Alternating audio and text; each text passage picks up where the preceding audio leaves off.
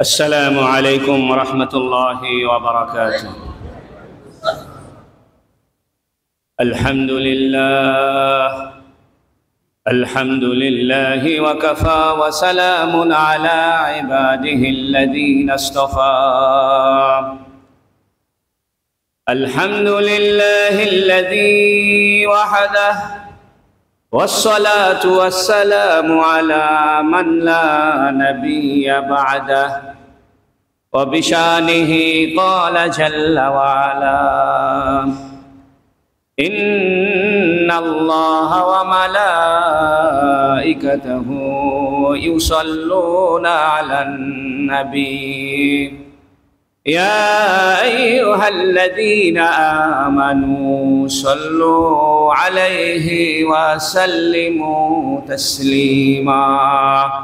اللهم صل على محمد وعلى آل محمد كما صليت على إبراهيم وعلى آل إبراهيم إنك حميد مجيد.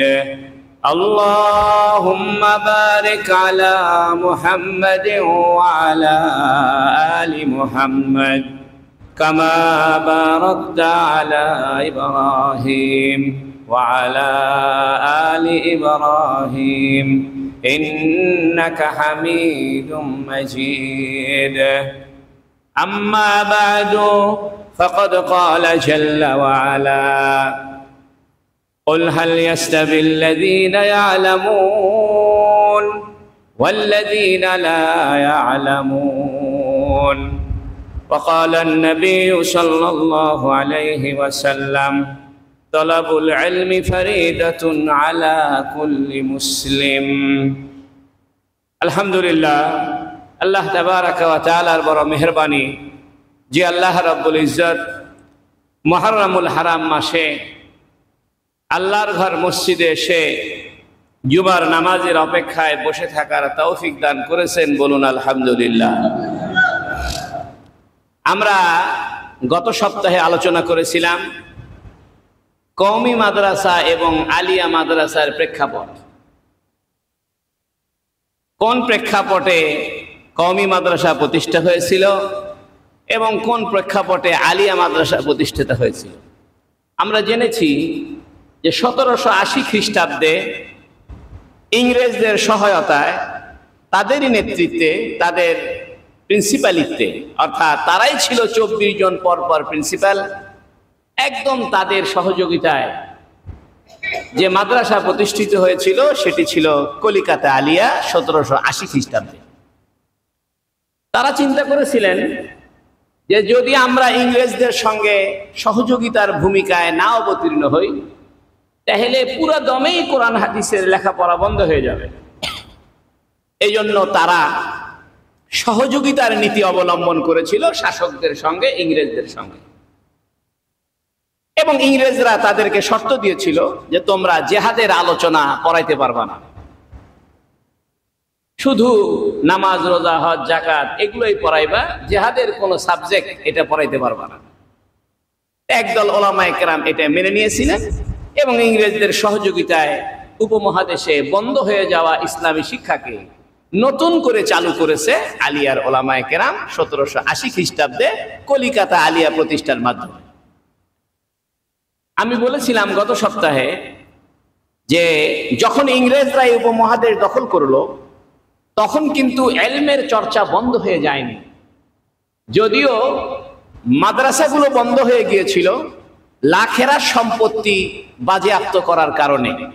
সরকারি জমি যেটা মাদ্রাসাগুলোর অনুকূলে দেওয়া হয়েছিল সেগুলো সরকার নিয়ে নেওয়ার কারণে মাদ্রাসা বন্ধ হয়ে গিয়েছিল, কিন্তু ওলামায়ে কেরামের বাড়িতে মানুষ গিয়ে গিয়ে কোরআন হাদিসের ইলম হাসিল করত এবং একই সঙ্গে খানকা এবং মাদ্রাসা একসাথে ছিল।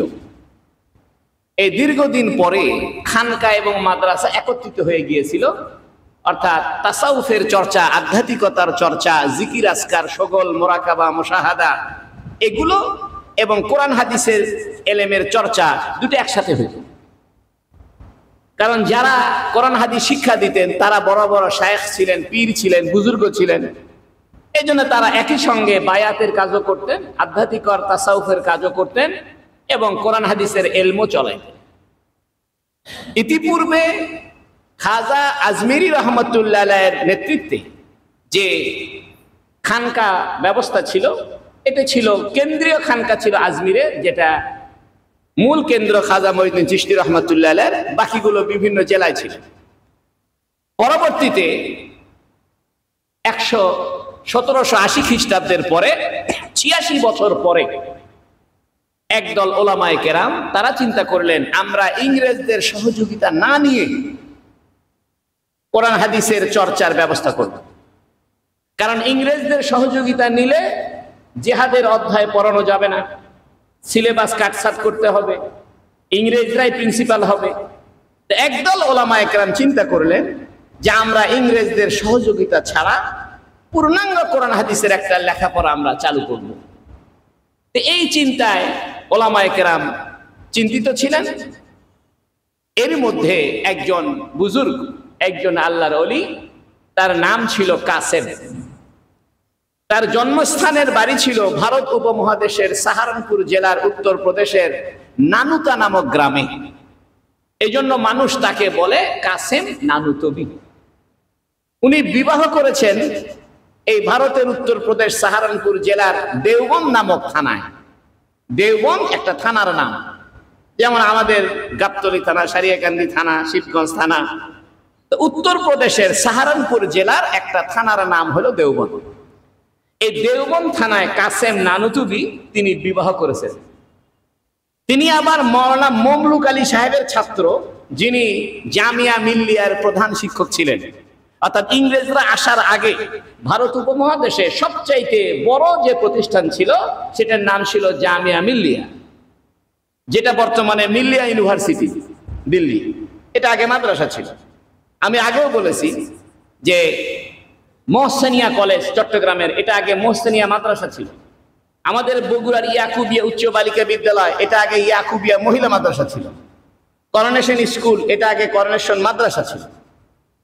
তো যাই হোক, পরবর্তীতে কাসেম নানুতুবি রহমতুল্লাহ আলাইহি তার শ্বশুর বাড়িতে বেড়াইতে গেছেন। শ্বশুর বাড়ি এলাকায় একটা ছোট্ট মসজিদ আছে। এই মসজিদের নাম হলো ছাত্তা মসজিদ, একদম ছোট মসজিদ। এই মসজিদে একজন আল্লাহর ওলি থাকেন, একজন বুজুর্গ থাকেন, আবেদ হুসাইন, খুব বুজুর্গ মানুষ। তো কাসেম নানুতুবি রাহিমাহুল্লাহ তার শ্বশুর বাড়িতে যাওয়ার পরে ওই ছাত্তা মসজিদে নামাজ পড়তে যায়। তো ছাত্তা মসজিদে নামাজ পড়তে গিয়া ওই আবেদ হুসাইন ইমাম সাহেবকে বলতেছে, হুজুর, ইংরেজরা তো আমাদেরকে জেলে বন্দি করছে, কাউকে শহীদ করেছে, কাউকে দেশান্তর করেছে, ইংরেজদের সহযোগিতায় একদল লোক মাদ্রাসাও করেছে এবং ইংরেজরাই প্রিন্সিপাল। আমরা চাই ইংরেজদের সহযোগিতা ছাড়া আমরা একটা ভিন্ন প্রতিষ্ঠান করব। কারণ ইংরেজদের সহযোগিতা নিলে টাকা পাওয়া যাবে, রাষ্ট্রীয় টাকা আসবে, কিন্তু আমরা রাষ্ট্রীয় টাকা নিব না, ইংরেজদের সহযোগিতা নিব না, আমরা একটা ভিন্ন প্রতিষ্ঠান করতে চাই। তিনি বললেন, দোয়া করো। তাদের একজন পীর সাহেব ছিলেন, তার নাম ছিল হাজী এমদাদুল্লাহ মুহাজিরে মক্কি রাহিমাহুল্লাহ। এগুলো আপনাদের জানা দরকার। উপমহাদেশের শিক্ষার ইতিহাস যদি না জানি তাহলে আমরা বুঝবো না যে আমরা কোন প্রজন্মের সন্তান। কাসেম নানুতুবি এবং হাজী আবেদ হুসাইন এবং ইনাদের আরেকজন বন্ধু ইয়াকুব নানুতুবি, এনাদের সকলের ওস্তাদ হলো মমলুক আলী সাহেব, যিনি জামিয়া মিল্লিয়ার প্রিন্সিপাল ছিলেন।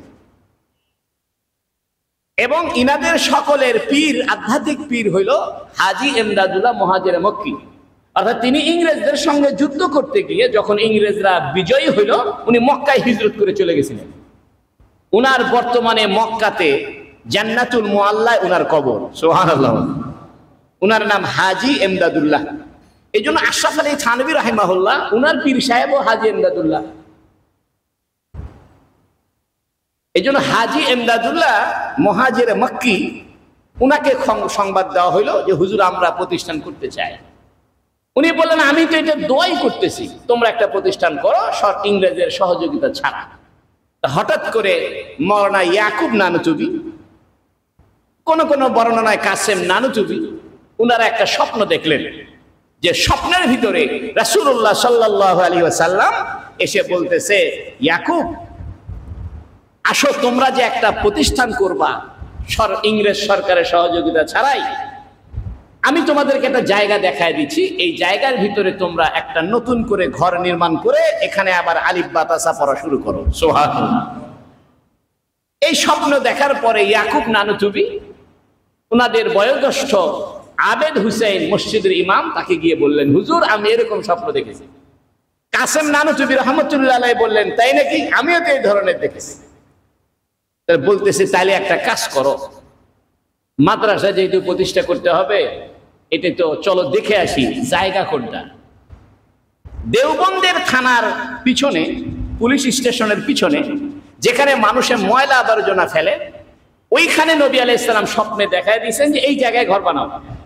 আমি এই ইতিহাস বানিয়ে বলছি না, ইসলামিক ফাউন্ডেশন থেকে প্রকাশিত দারুল উলুম দেওবন্দের ইতিহাস, সৈয়দ মাহবুব রিজভির লেখা 2 খণ্ড, সেখানে এই ঘটনাটা আছে।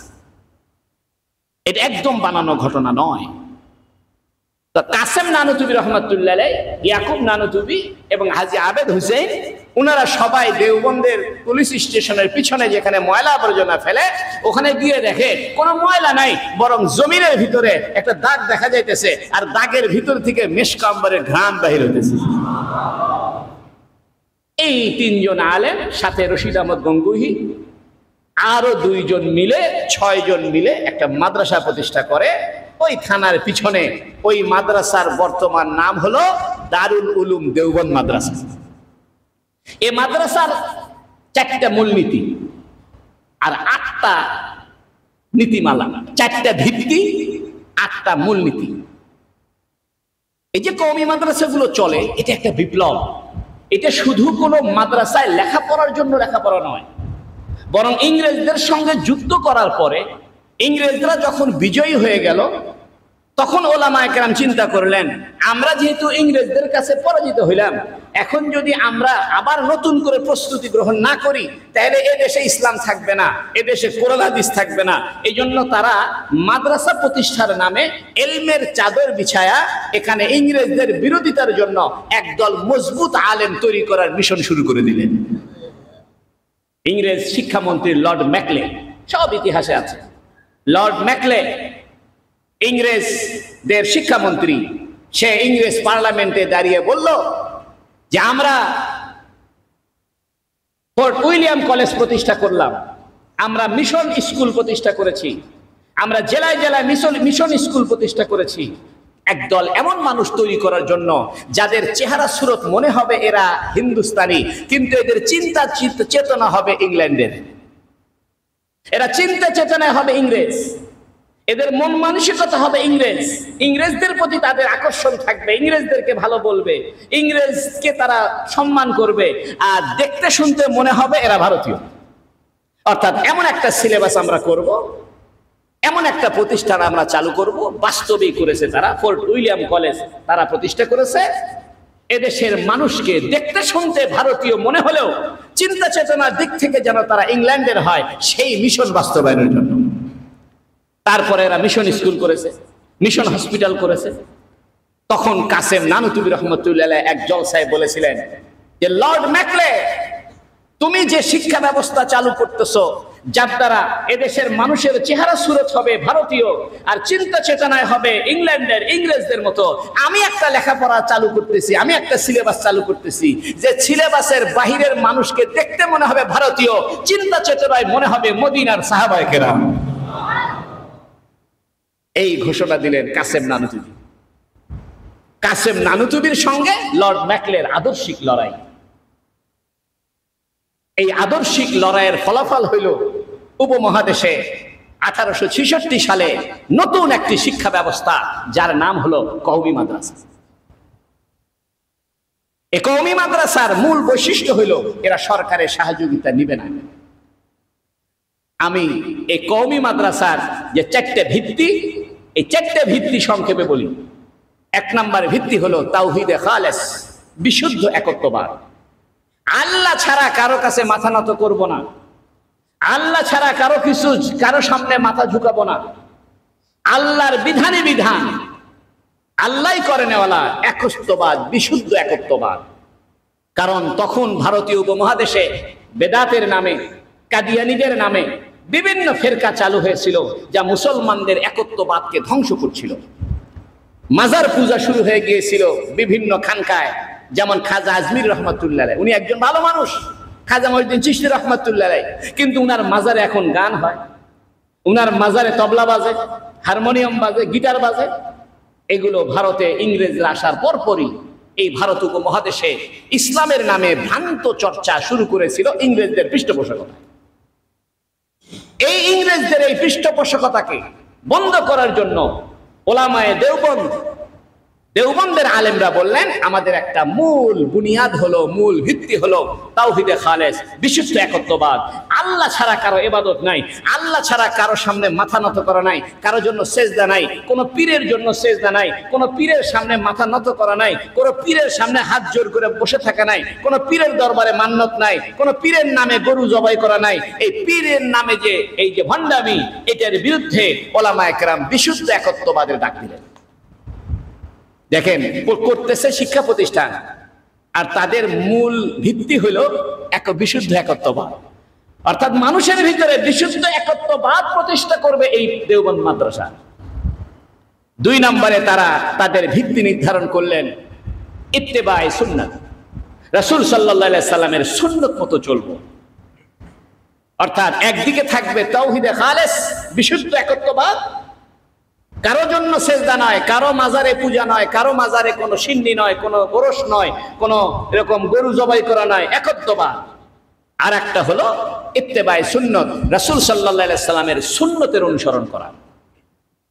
অর্থাৎ আমরা এই প্রতিষ্ঠানের ছাত্র শিক্ষক নিজেরাও সুন্নতের প্রতিষ্ঠা করবে এবং সমাজের ভিতরে সুন্নতের প্রতিষ্ঠার কাজ করবে।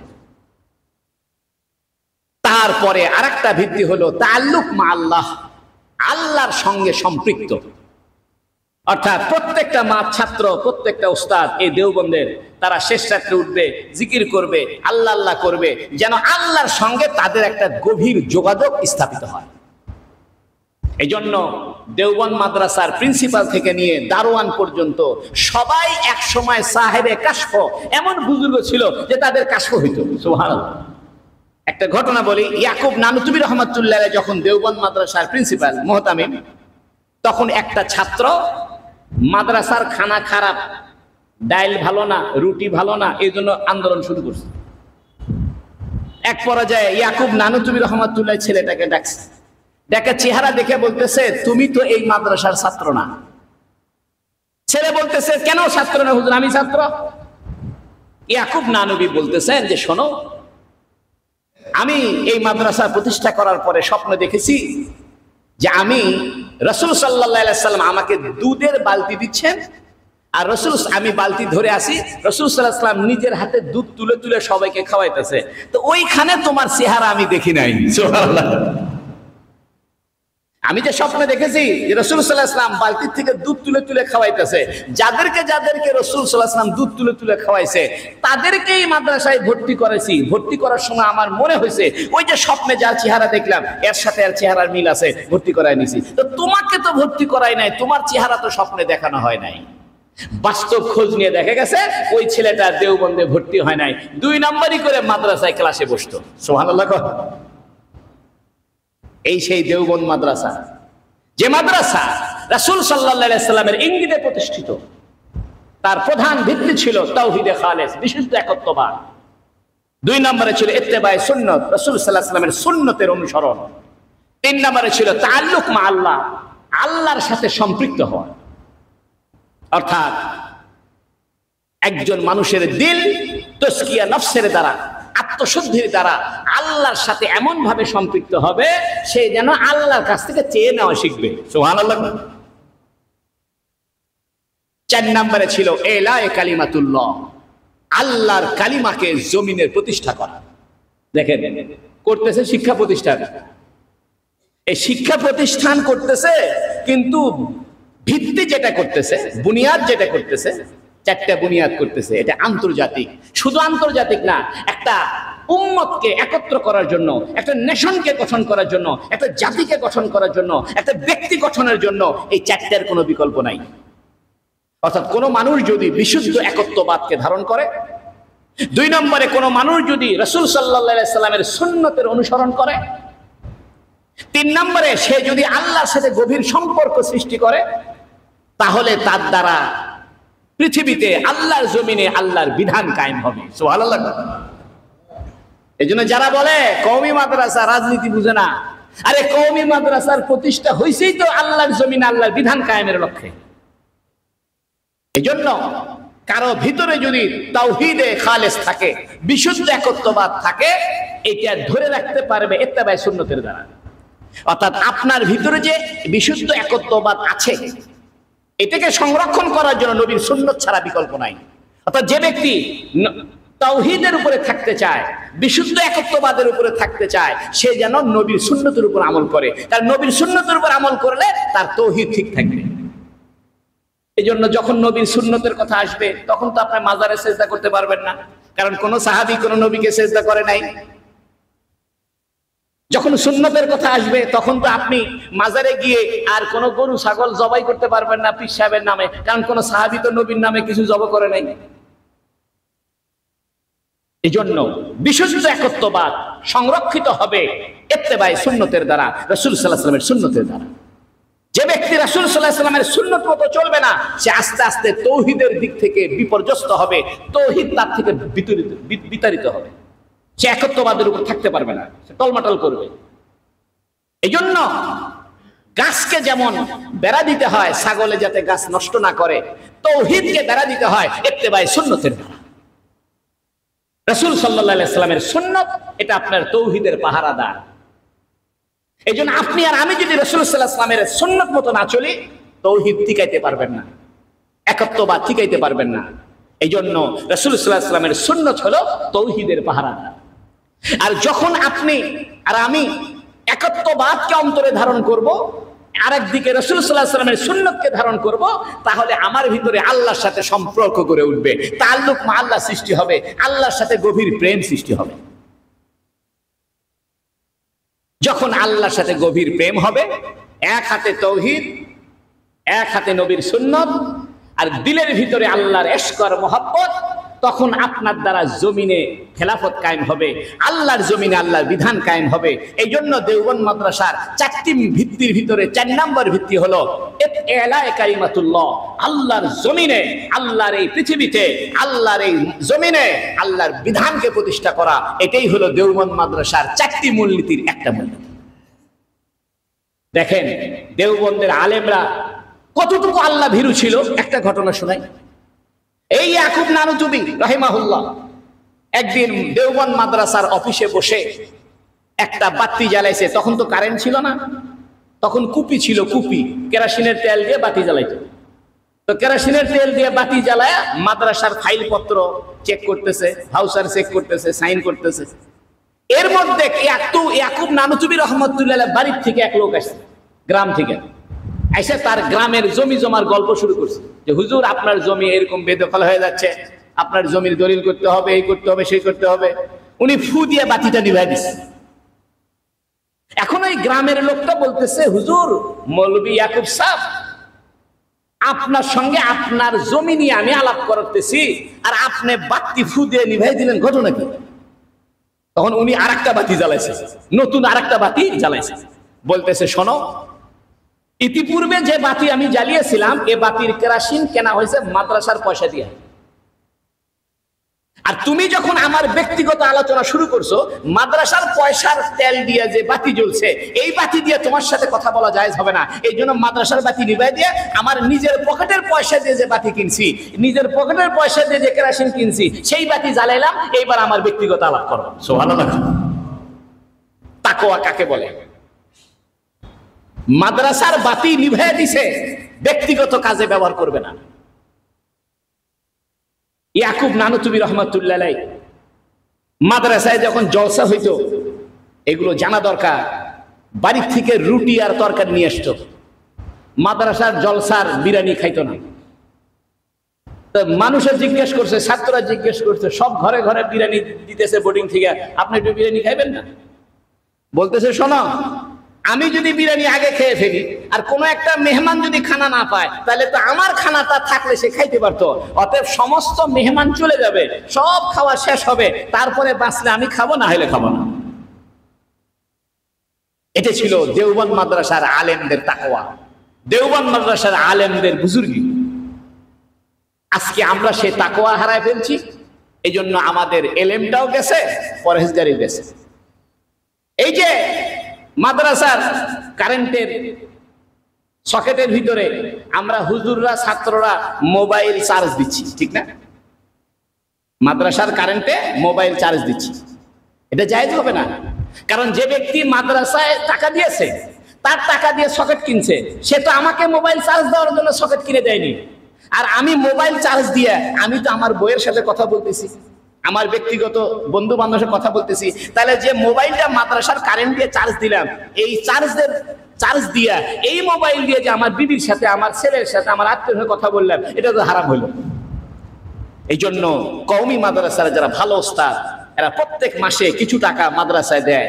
ওই যে মাদ্রাসার অফিসের কলম দিয়ে হয়তো কিছু একটা আঁকা আঁকি করছে, মাদ্রাসার অফিসের কলম দিয়ে হয়তো নিজের কোনো হিসাব করছে, মাদ্রাসার ক্যালকুলেটর দিয়ে হয়তো নিজের কোনো হিসাব করছে, মাদ্রাসার কারেন্টের সকেট দিয়া হয়তো নিজের মোবাইল চার্জ দিয়া একটু নিজের কাজে ব্যবহার করছে।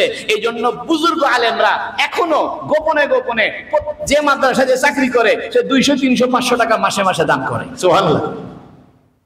এটা হলো তাকওয়া। তাকওয়া যেদিন চলে যাবে, এলেম চলে যাবে। তাকওয়া যখন চলে যাবে, আল্লাহর সাথে সম্পর্ক নষ্ট হয়ে যাবে। এই জন্য আমাদের তাকওয়া নাই। আমরা সরকারি অফিসে ফ্যান ছেড়ে দিয়ে চলে যাচ্ছি, মাদ্রাসাতেও তাই হচ্ছে, মসজিদে হচ্ছে। এক ব্যক্তির জন্য একটা ফ্যান চালু করছে, বেচারা চলে গেল, ফ্যানটা ঘুরতেছে। অথবা তার কোনো কাম নাই, সে আড্ডা মারার জন্য ফ্যানটা জ্বালায় বারান্দায় বসে আছে, বুঝলেন কথা? 4-5 জন মিলে খোঁজ গপ্প করে। এখন গরম লাগে, মসজিদের ফ্যান জ্বালা। মসজিদের ফ্যান জ্বালানো যায় তো?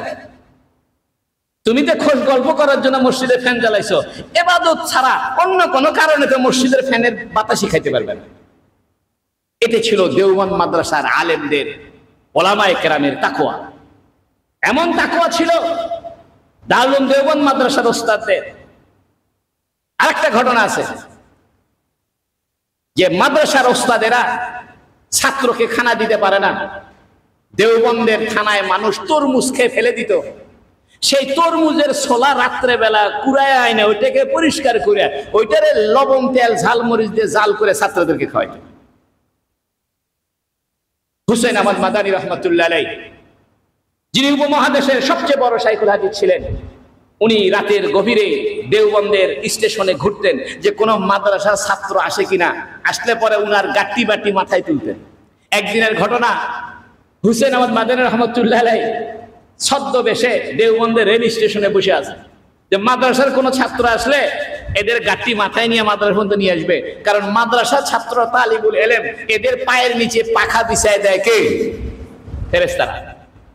তো উনি এই ছদ্মবেশে এক ছাত্রের নামছে ট্রেন থেকে, বলতেছে বাবা দাও তোমার গাট্টিটা আমি মাদ্রাসা পর্যন্ত নিয়ে আগায় দিই। বাবা তা আগায় দিছে। পরের দিন ক্লাসে যখন বসছে, ওই ছাত্র হুজুরের চেহারার দিকে তাকায় আর মনে মনে চিন্তা করে, কেন গতকালকে স্টেশনে যে বুড়া মানুষটা আমার ব্যাগ ট্যাগ মাথায় নিয়ে বহন করলো, সে বুড়া মানুষের সাথে এই মানুষের চেহারার মিল আছে, ঘটনা কি? হুজুরকে যা বলছে, হুজুর আপনি কি গত রাত্রে আমার গাট্টি বোঝকা মাথায় করে বহন করে দিছেন? হুজুরে বলতেছে, এ কথা বলিও না, তুমি নবীর মেহমান, তুমি আল্লাহর মেহমান, তুমি কোরআন হাদিস শেখার জন্য আসতেছো, এই জন্য তোমার যাতে কষ্ট না হয়, এই জন্য আমি রাতের বেলা স্টেশনে যাইয়া ছাত্রদের ব্যাগ গাট্টি আমরা মাথায় করে বসাই দিই, কাউকে বলিও না। ওই ছেলে জীবনে বলে নাই, মৃত্যুর পরে এই ঘটনা প্রকাশ করছে। দেওবন্দ মাদ্রাসার আলেমদের তাকওয়া এমন ছিল, মাদ্রাসার পায়খানা ভরে গেছে, হুজুরের বদনা পায়খানায় পড়ে গেছে। আগে তো ট্যাক্টি ছিল, ট্যাক্টি, আগে তো স্যানিটারি পায়খানা ছিল না, বাঁশের পায়খানা, 2 বাঁশের উপর পা দিয়ে পায়খানা করতো। তো বদনা পড়ে গেছে পায়খানার ভিতরে। এক ছাত্র করছে কি, এই বদনার কেউ তোলে না, কে পায়খানায় হাত দেয়, এক ছাত্র গভীর রাত্রে উঠে ওই পায়খানা থেকে বদনা তুলে সেটারে পরিষ্কার করে মাইজা সুন্দর করে ধুয়ে আতর টাতর দিয়া বদনা ভরে হুজুরের কামরায় রেখে দিছে। হুজুর তাহাজ্জুদ পড়ার সময় উঠে দেখে যে বদনা পায়খানা পড়ে গেছিল, এই বদনা আমার রুমের সামনে। সুবহানাল্লাহ। জিজ্ঞেস করছে কে করছে এই কথা, কোন ছেলে জবাব দেয় না। পরের দিন রাতের বেলা যে ছেলেটা এই পায়খানা সাফ করে দিছিল, বদনা পরিষ্কার করছিল, সে আসে হুজুরকে বলতেছে কানে কানে, হুজুর আমি করছি, কাউকে বলিয়েন না। এখন তো আমরা কেউ কিছু করলে বাহাদুরি। আমি মাদ্রাসায় 10 লাখ টাকা নিয়ে এসে দিলাম, আমার চেয়ে বড় হুজুর কে আছে? এখন তো বাহাদুরি আমি মাদ্রাসার জন্য ফ্যান কালেকশন করে দিই, মাদ্রাসার জন্য রড এনে দিই, সিমেন্ট এনে দিই, আমার চেয়ে বড় হুজুর কে আছে? এই ছেলে লেখাপড়ায় দুর্বল ছিল, জেহেন ছিল না, তার মুখস্থ ক্ষমতা কম ছিল। ওই হুজুরে তাকে এমন দোয়া করছে, পরবর্তীতে সে জগৎ বিখ্যাত আলেমে পরিণত হয়েছে। এই ছিল দেওবন্দ মাদ্রাসা, তাদের তাকওয়ার পরহেজগারি। আমি আগামীতে ইনশাআল্লাহ দেওবন্দ মাদ্রাসার আরো কিছু বৈশিষ্ট্য আলোচনা করব, যাতে আমরা বুঝতে পারি যে দেশের কওমি মাদ্রাসার অবদান কি, তাদের বৈশিষ্ট্য কি। আল্লাহ রাব্বুল আলামিন আমাদের সবাইকে তৌফিক দান করুন। যারা সুন্নত পড়েন নাই সুন্নত পড়ে নেন। ওয়া আখিরু দাওয়ানা আলহামদুলিল্লাহি রাব্বিল আলামিন। আসসালামু আলাইকুম ওয়া রাহমাতুল্লাহি ওয়া বারাকাতুহু।